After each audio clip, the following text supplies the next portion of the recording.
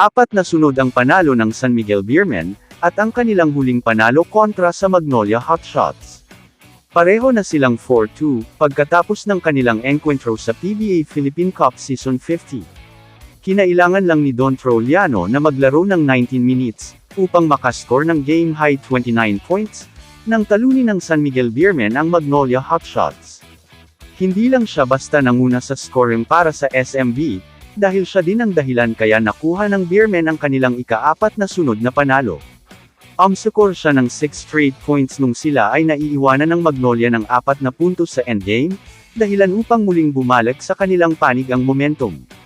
Magnolia almost pulled off the win, kaso na-trap si Paul Lee sa depensa ng San Miguel of the fast break, hindi na nakatira, at late na din naipasa kay Jerem Lastimosa. Ito yung sabi ng mga Magnolia fans noon. Alam daw ni Paul Lee ang gagawin at decision-making sa crucial, at kayang-kaya niya mapasok ang mga crucial na tira. Itong game na ito na yata, yung vindication ng mga basketball fans na humusga kay Jerem noon na natalo sila. Paul Lee misses a 4-point shot to tie the game, and did not make the right play on the dying seconds to tie or win the game. Masakit ang dalawang talo ng Magnolia talaga, at may laro pa sila sa Sunday, kaya tiyak mas may inspirasyon sila na bumawi. Pero sa last play parang si Paul Lee naman yung may kasalanan dun, ilang tira din ginawa niya nung ilang segundo pero di pumasok. Tapos nung last play naman, pinasa niya yung bola kay Lastimosa, nung wala na siyang mapuntahan at paubos na yung oras. Dalawa yung lamang, actually kaya niya ay drive pa yun or itira ng 2 points, pero gusto niya yata 3 talaga. Nawala na nga din yung drive to the basket niya, nakadalasan na pa-foul siya, umasa na lang talaga sa shooting niya. Double-double naman si Xavier Lucero, at siya ang bumandere sa ambagan sa Magnolia Hotshots kontra San Miguel.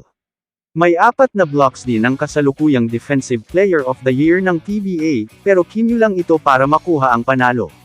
Nagiging hiyang naman na ang rookie na si Chris Coon sa Magnolia Hotshots, sa kanyang 16 points kalaban ng San Miguel. Bumakas ang sharpshooter ng 4 na 3 at 1 4. Despite sa effort, kinyo lang ang Magnolia para makuha ang panalo sa Beermen. Susunod naman na makakahatap nil ang TNT Tropang 5G, isang matinding pagsubok na naman. Kamusta mga idol? Sports Zone PH para sa sports news and update. Kung bago ka pa lamang dito sa channel ko, pindutin mo na ang subscribe button at notification bell para lagi kang update sa mga sports news.